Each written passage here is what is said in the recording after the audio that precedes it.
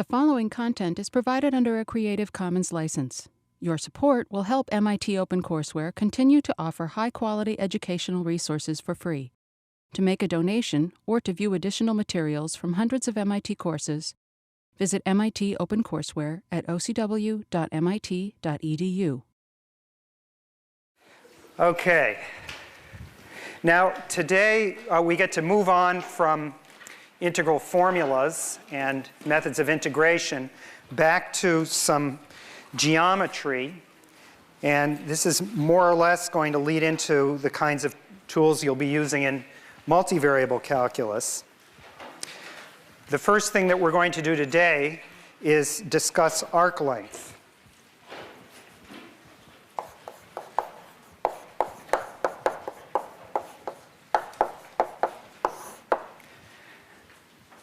Like all of the cumulative sums that we've worked on, this one has a storyline and a picture associated to it, which involves dividing things up. If you have a roadway, if you like, and you have mileage markers along the road, like this, all the way up to, say, SN here,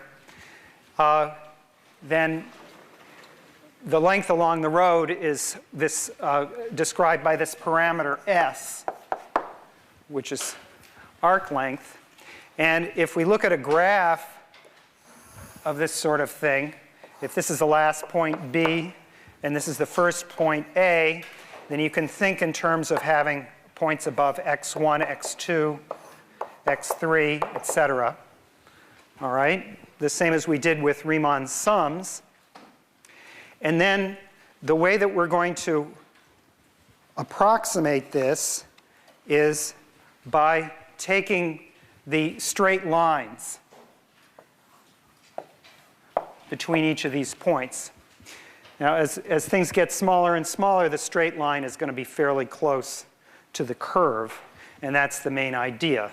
So let me just depict one little chunk of this, which is like this, one straight line, and here's the curved surface there, and the distance along the curved surface is what I'm calling delta S, the change in the length between, so this would be S2 minus S1 if I depicted that one. So this would be delta S is, say, SI minus SI minus 1, some increment there.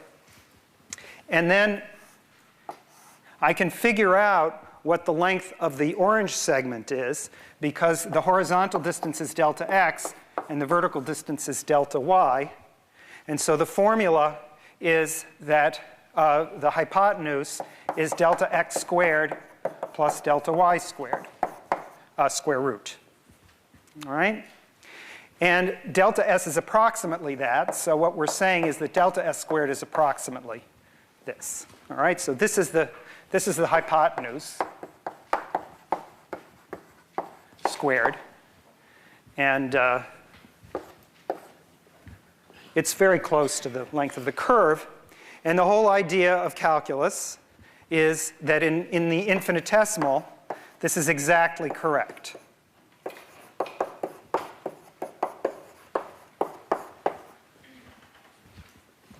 All right, so that's what's going to happen in the limit.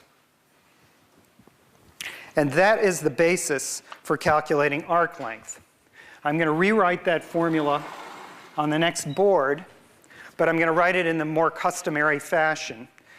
We've done this before a certain amount, but I just want to emphasize it here because this handwriting is a little bit peculiar. This ds is really all one thing. What I really mean is to put the parenthesis around it. It's one thing. It's not d times s. It's ds. It's one thing. And we square it. But for whatever reason, people have gotten into the habit of omitting the parentheses. So you're just going to have to live with that and realize that this is not d of s squared or anything like that. And similarly, this is a single number, and this is a single number, or infinitesimal. All right, so that's just the way that this idea here gets written in our notation. And this is the first time we're dealing with squares of infinitesimals. So it's just a little different. But immediately, the first thing we're going to do is take the square root. If I take the square root, that's the square root of dx squared plus dy squared. And this is the form in which I always remember this formula. Let's put it in some brightly decorated form. But there are about 4, 5, 6 other forms that you'll derive from this, which are all mean the same thing. So this is, as I say, the way I remember it. But there are other ways of thinking of it. And let's just write a couple of them down. The first one is that you can factor out the dx. So that looks like this. 1 plus dy dx, the quantity squared, and then I factored out the dx. Right, so this is a variant. And this is the one which actually we'll be using in practice right now on our examples. So the conclusion is that the arc length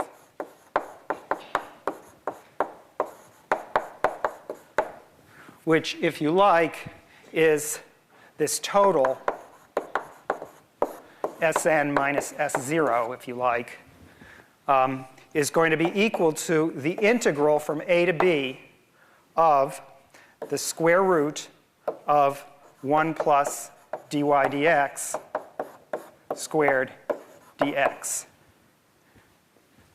In practice, it's also very often written very informally as this, the integral ds. So the change in this little variable s.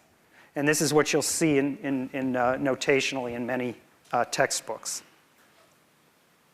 So that's one way of writing it. And of course, the second way of writing it, which is really practically the same thing, is square root of 1 plus f prime of x squared dx, mixing in a little bit of Newton's notation. And this is with y equals f of x. All right, so these are this is the formula for arc length. And as I say, I remember it this way. But you're going to have to derive various variants of it. And you'll have to use some arithmetic to get to various formulas. And there will be more later. Yeah, question? When it says f prime of x squared, is that supposed to be the same as f double prime of x? Okay, the question is f prime of x squared equal to f double prime of x? And the answer is no. All right, and let's just see what it is. So for example, if f of x is equal to x squared, which is an example which will come up in a few minutes, then f prime of x is equal to 2x, and f prime of x squared is equal to 2x, the quantity squared, which is 4x squared. Whereas f double prime of x is equal to, if I differentiate this another time, it's equal to 2. All right? So they don't mean the same thing. The same thing over here, you can see this dy dx, this is the rate of change of y with respect to x, the quantity squared. So in other words, this thing is supposed to mean the same as that. Yeah, another question. The first example for arc length is it's the integral of ds, but it's not along the parameters a and b, right?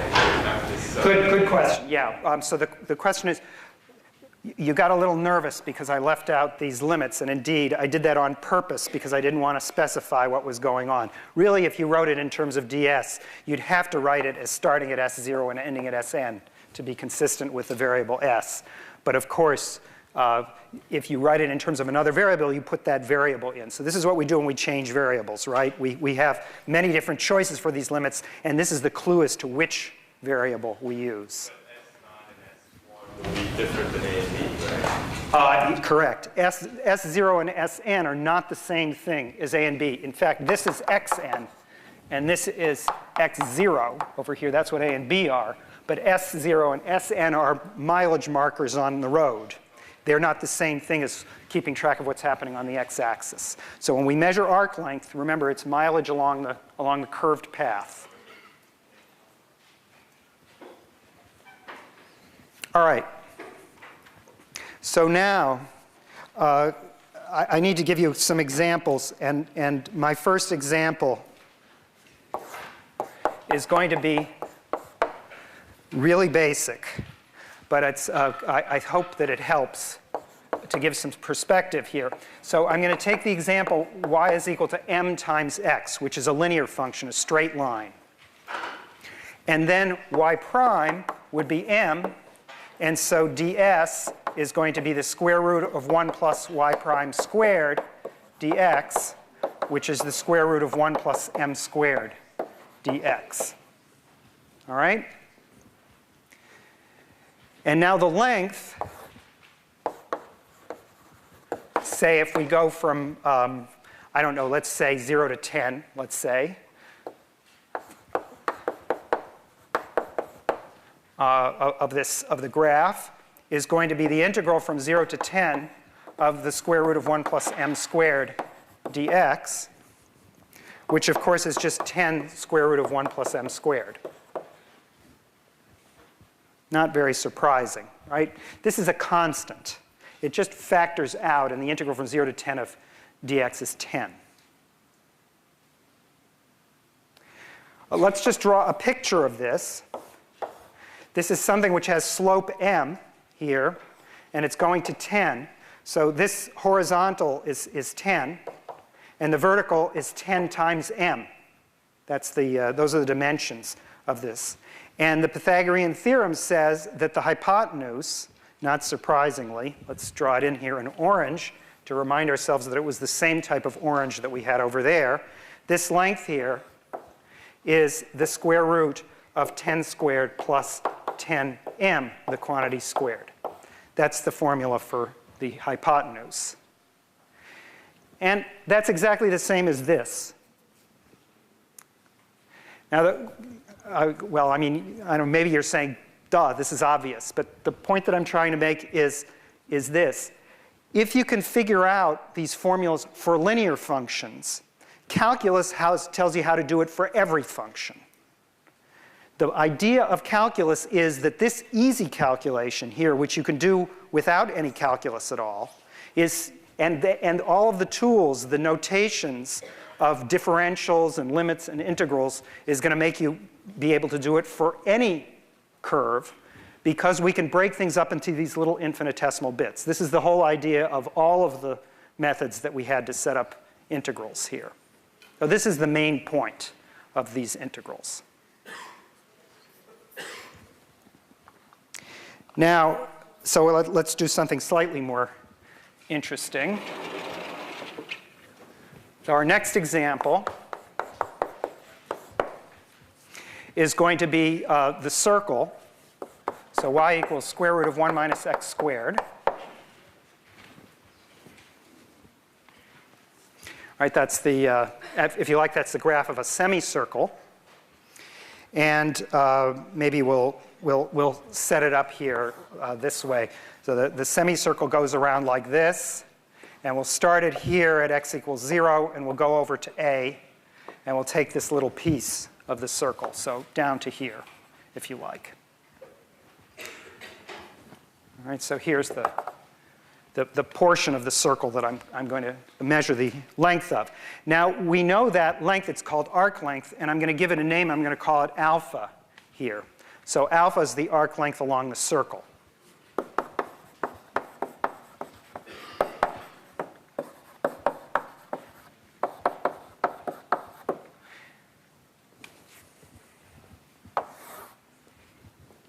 And now let's figure out what it is. Well, first, in order to do this, I have to figure out what y prime is, or if you like, dy dx. Now, that's a calculation that we've done a number of times, and I'm going to do it slightly faster. But you remember, it gives you a square root in the denominator, and then you have the derivative of what's inside the square root, which is minus 2x, but then there's also a half, because in disguise, it's really 1 minus x squared to the 1/2. So we've done this calculation enough times that I'm not going to carry it out completely. I want you to think about what it is. It turns out to be minus x up here, because the half and the 2 cancel. And now, the thing that we have to integrate is this arc length element, as it's called, ds, and that's going to be the square root of 1 plus y prime squared dx. And so I'm going to have to carry out the calculation, some messy calculation here, which is that this is 1 plus the quantity minus x over square root of 1 minus x squared squared. So I have to figure out what's under the square root sign over here in order to carry out this calculation. So let's do that.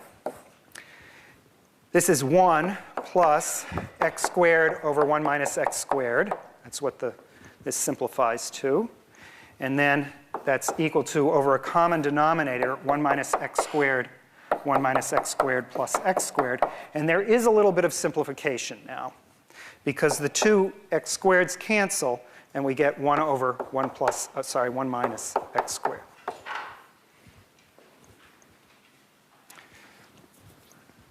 All right, so now I get to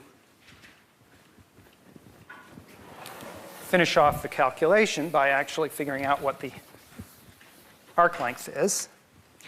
And what is it? Well, this alpha is equal to the integral from 0 to a of ds. Well, it's going to be the square root of what I have here, right? So this was the square. This was just what was underneath the square root sign, right? This is 1 plus y prime squared. I have to take the square root of that. So what I get here is dx over the square root of 1 minus x squared. And now we recognize this. The antiderivative of this is something that we know. This is the inverse sine, evaluated at 0 and a, which is just giving us the inverse sine of a, because the inverse sine of 0 is equal to 0. All right, so alpha is equal to the inverse sine of a. Now that's a very fancy way of saying that sine alpha is equal to a. That's the equivalent statement here. And what's going on here is something that's just a little deeper than it looks, which is this. We've just figured out a geometric interpretation of what's going on here. That is, that we went a distance alpha along this arc. And now remember that the radius here is the radius is 1, right? And this horizontal distance here is a, right? This distance here is a.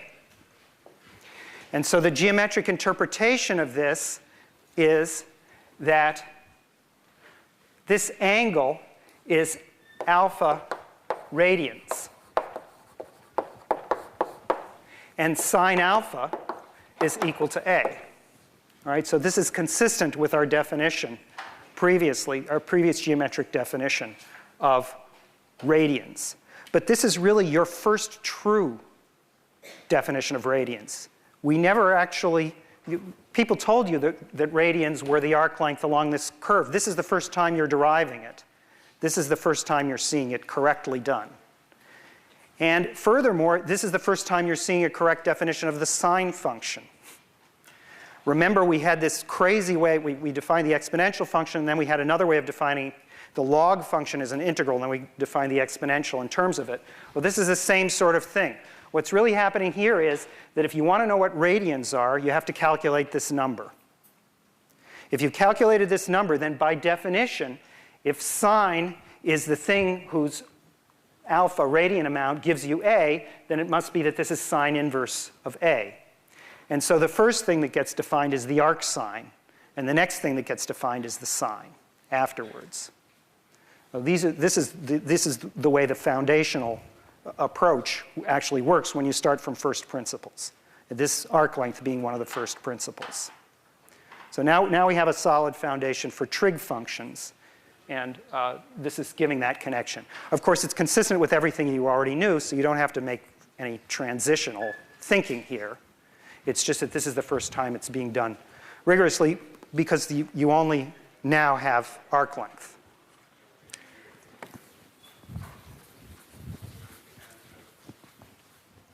All right, so these are examples, as I say, that maybe you already know, and maybe we'll do one that we don't know quite as well. Let's find the length of a parabola. This is example 3.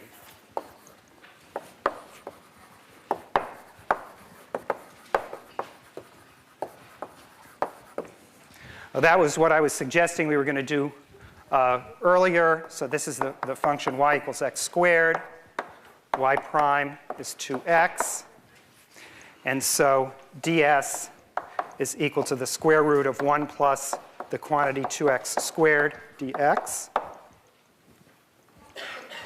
And now I can figure out what a piece of a parabola is. So I'll draw the piece of parabola up to a, let's say, starting from 0. So that's the chunk. And then its arc length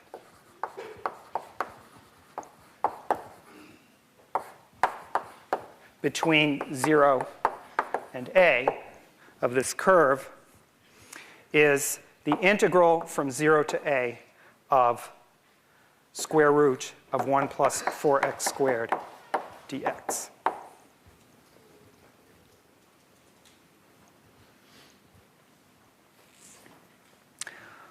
Okay, now, if you like, this is the answer to the question, but people hate looking at answers when they're integrals if they can be evaluated. So one of the reasons why we went through all this rigmarole of calculating these things is to show you that we can actually evaluate a bunch of these functions here more explicitly. It doesn't help a lot, but there is an explicit calculation of this. So remember how you would do this. Well, this is just a little bit of review. What we did in techniques of integration. The first step is what?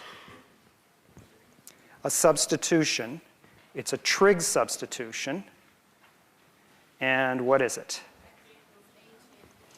So x equals something tan theta. I claim that it's a half tan, and I'm going to call it u because I'm going to use theta for something else in a couple days. Okay? So this is the substitution. Okay? And then, of course, dx is equal to a half secant squared u du, etc. So what happens if you do this? I'll write down the answer, but I'm not going to carry this out because every one of these is horrendous. But I think I worked it out. Let's see if I'm lucky. Oh, yeah. I think this is what it is. It's a quarter natural log of 2x plus square root of 1 plus 4x squared plus a half x times square root of 1 plus 4x squared. All right? Evaluated at a and 0. Yeah. So, I mean, you know. Why did I make it a half? Because it turns out that when you differentiate, so the question is, why is there a half there? If you differentiate it without the half, you get this term, and it looks like it's going to be just right. But then if you differentiate this one, you get another thing, and it all mixes together. And it turns out that there's more. So it turns out that it's a half. Differentiate it and check. Okay? So this is just an incredibly long calculation. It would take 15 minutes or something like that. But the point is, you do know in principle how to do these things. Yeah?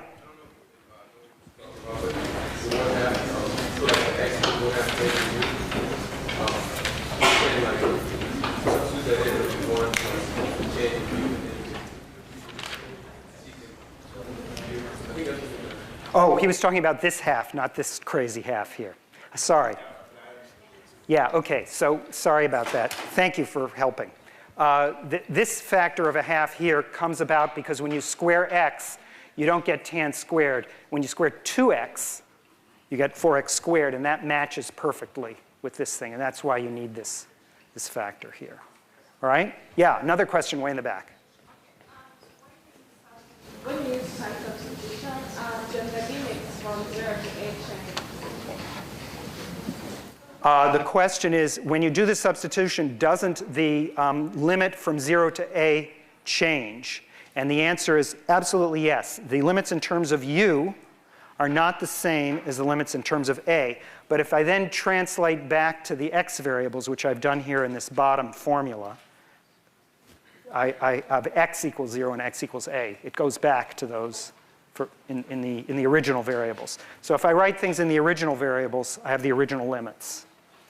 If I use the u variables, I would have to change limits. But I'm not carrying out the integration because I don't want to. So I brought it back to the x formula. Other questions?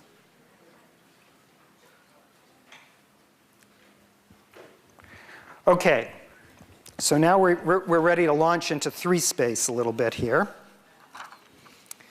We're going to talk about surface area.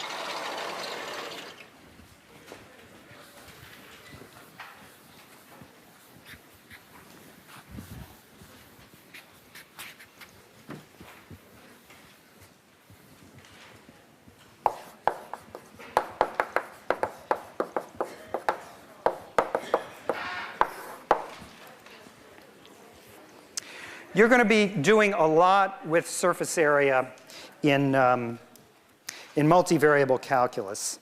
It's one of the really fun things.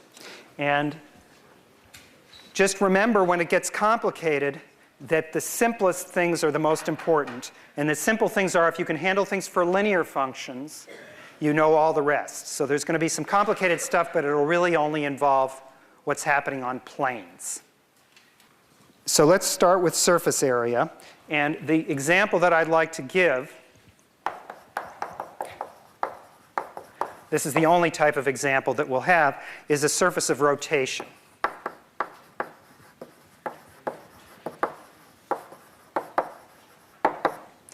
And as long as we have our parabola there, we'll use that one. So we have y is equal to x squared rotated around the x-axis.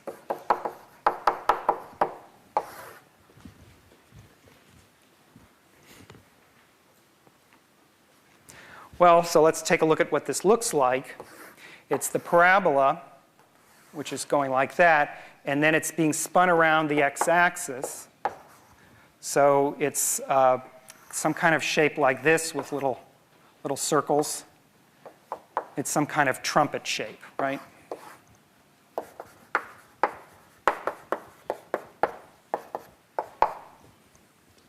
And that's the shape that we're... Now again, it's the surface. It's just the metal of the trumpet, not the insides. Now, the principle for figuring out what the formula for area is not that different from what we did for surfaces of revolution, but it just requires a little bit of a thought and an imagination. We have a little chunk of arc length along here, and we're going to spin that around this axis. Now, if this were a horizontal piece of arc length, then it would spin around just like a shell. It would just be a surface, all right? But if it's tilted, then there's more surface area proportional to the amount that it's tilted. All right, so it's proportional to the length of the segment that you spin around. So the total is going to be ds, that's one of the factors here. Maybe I'll write that second. That's one of the dimensions. And then the other dimension is the circumference, which is 2 pi, in this case, y. All right, so that's the end of the calculation. This is the area element of surface area.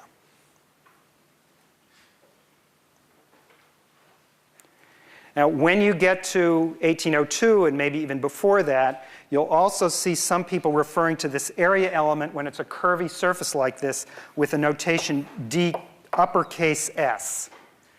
That's a little confusing because we have a lowercase s here. We're not going to use it right now, but the lowercase s is usually arc length. The uppercase s is usually surface area.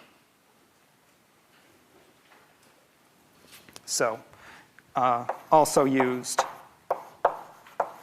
for dA, right, the area element. But this is a curved area element. So. All right, so let's figure out this example. So in the example, is equal to x squared, then the situation is we have the surface area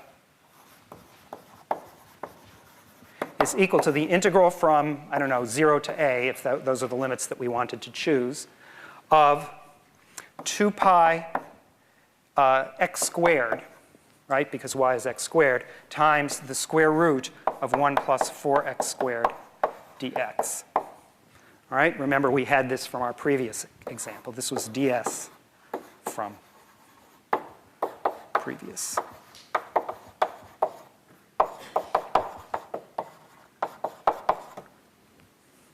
All right, and this, of course, is 2 pi y.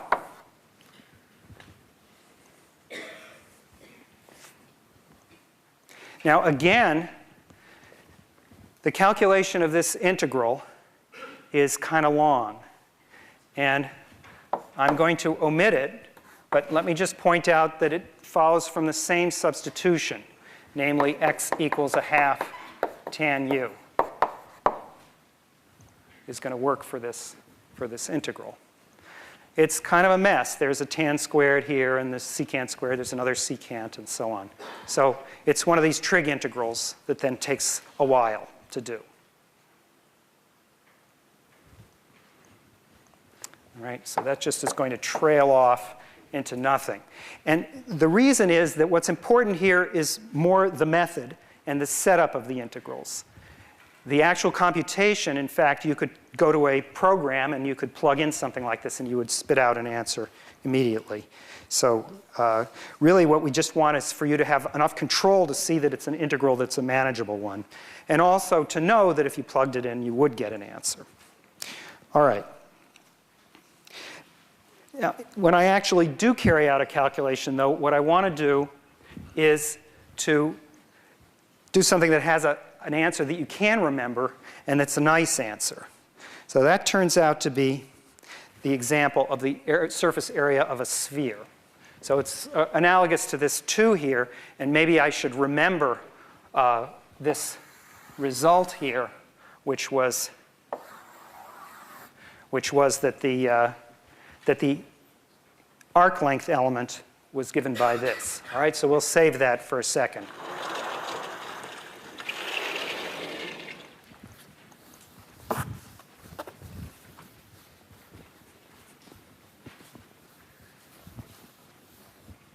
So we're going to do the surface area now. So if you like, this is another example, the surface area of a sphere.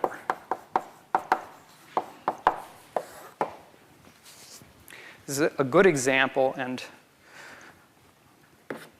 one, as I say, that has a really nice answer, so it's worth doing. All right, so first of all, I'm not going to set it up quite the way I did in example 2. Instead, I'm going to take the general sphere because I'd like to watch the dependence on the radius. So this is going to be the radius. It's going to be radius A. And now, if I carry out the same calculations as before, if you think about it for a second, you're going to get this result. And then the rest of the arithmetic, which is sitting up there in the case a equals 1, will give us that ds is equal to what?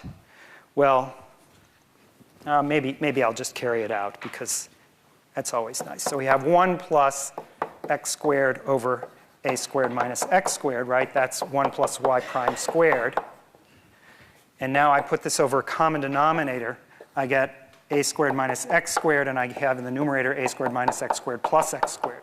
So the same cancellation occurs, but now we get an a squared in the numerator. All right? So now I can set up the ds. And so here's what happens. The area of a section of the sphere, so let's see, we're going to start at some starting place x1 and end at some place x2. So what does that look like? Here's the sphere. And we're starting at a place x1, and we're ending at a place x2, and we're taking more or less this slice here, if you like, right, this section of the sphere. So the area is going to equal this. And what is it going to be? Well, so I have here 2 pi times y. I'll write it out, just leave it as y for now. And then I have ds. All right, so that's always what the formula is when you're revolving around the x-axis. And then I'll plug in for those things. So 2 pi, the formula for y is square root a squared minus x squared. And the formula for ds, well, it's the square root of this times dx. So it's the square root of a squared over a squared minus x squared dx. All right, so this part is ds, and this part is y.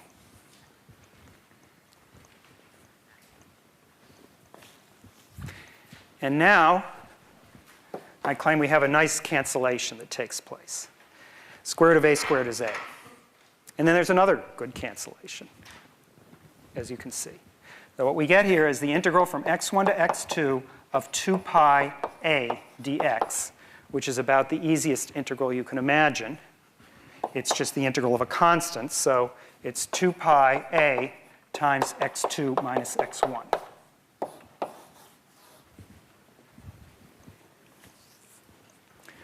All right, let's check this in a couple of examples and then see what it's saying geometrically a little bit. So what this is saying, one special cases that you should always check when you have a nice formula like this at least, but really with anything in order to make sure that you've got the right answer. If you take, for example, the hemisphere, so you take 1/2 of the sphere, so that would be starting at 0, and ending at a. All right? So that's the integral from 0 to a. So this is the case x1 is equal to 0, x2 is equal to a. And what you're going to get is a hemisphere. And the area is 2 pi a times a, or in other words, 2 pi a squared. All right? And if you take the whole sphere, that's starting at x1 equals minus a, and x2 is equal to a. You're getting 2 pi a times a minus a, which is 4 pi a squared. That's the whole thing. Yeah, question? That made things a lot easier. I would have thought it rotated around the y-axis at first. Would it be possible to do it that way? The question is, would it be possible to rotate around the y-axis? And the answer is yes. It's legal to rotate around the y-axis. And if you use vertical slices, as we did here, that is, well, they're sort of tips of slices. It's a different idea. But anyway, it's using dx as the integral of the variable of integration. So we're checking each little piece, each little strip of that type. If we use dx here, we get this. If you did the same thing rotated the other way and you use dy as the variable, you get exactly the same answer. And it would be the same calculation because they're parallel. Okay? So yeah. Can you do surface area with shells? Well, the shell shape is the short answer is not quite. The shell shape is a vertical shell which is itself already three-dimensional and it has a thickness. So this is just a matter of terminology, though. This thickness is this dx when we do this rotation here. And then there are two other dimensions. If we have a curved surface, there's no other dimension left to form a shell. All right.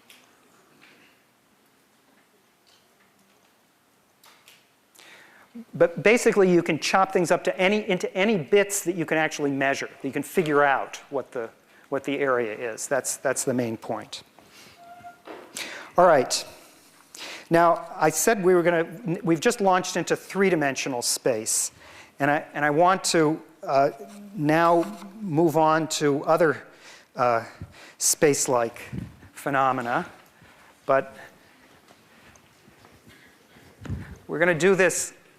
So this is also a preparation for 1802, where you'll be doing this a tremendous amount. We're going to talk now about parametric equations.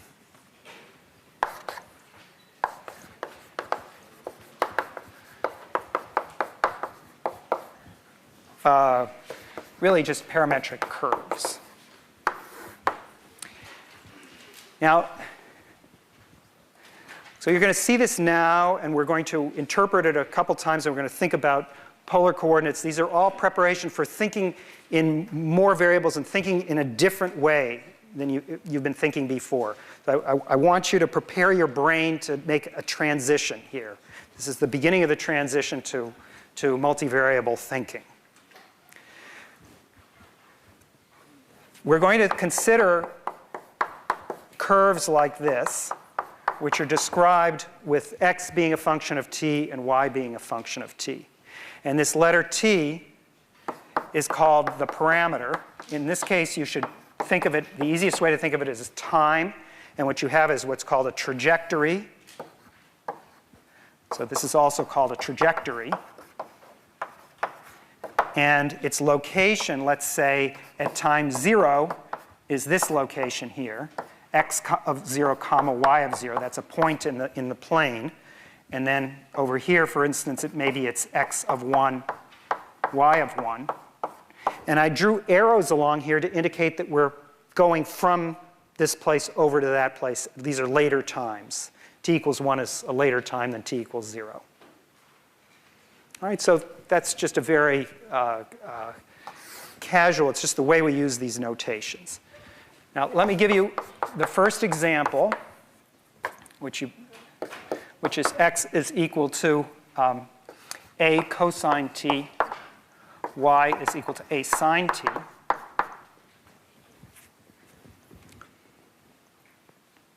And the first thing to figure out is what kind of curve this is. And to do that, we want to figure out what equation it satisfies in rectangular coordinates. So to figure out what curve this is, we recognize that if we square and add, so we add x squared to y squared, we're going to get something very nice and clean. We're going to get a squared cosine squared t plus a squared, sorry, that's not a cubed, that's a squared, sine squared t. Whoops, yeah, that's right, okay. Which is just a squared times cosine squared plus sine squared, or in other words, a squared. So lo and behold, what we have is a circle. We know what shape this is now. And the other thing I'd like to keep track of is which direction we're going on the circle. Because there's more to this parameter than just the shape. There's also where we are at what time. This would be, think of it like the trajectory of a planet. So here, I have to do this by plotting the picture and figuring out what happens. So at t equals 0, we have x, y is equal to, plug in here, a cosine 0, a sine 0, which is just a times 1 plus a times 0, so a 0. And that's here. That's the point a comma 0. We know that it's the circle of radius a, so we know that the curve is going to go around like this somehow. So let's see what happens at t equals pi over 2. So at that point, we have xy is equal to a cosine pi over 2, a sine pi over 2, which is 0a, because sine of pi over 2 is 1. So that's up here. So this is what happens at t equals 0. This is what happens at t equals pi over 2, and the trajectory clearly goes this way. In fact, this turns out to be t equals pi etc., and it repeats at t equals 2 pi. All right? So the other feature that we have, which is a qualitative feature, is that it's counterclockwise.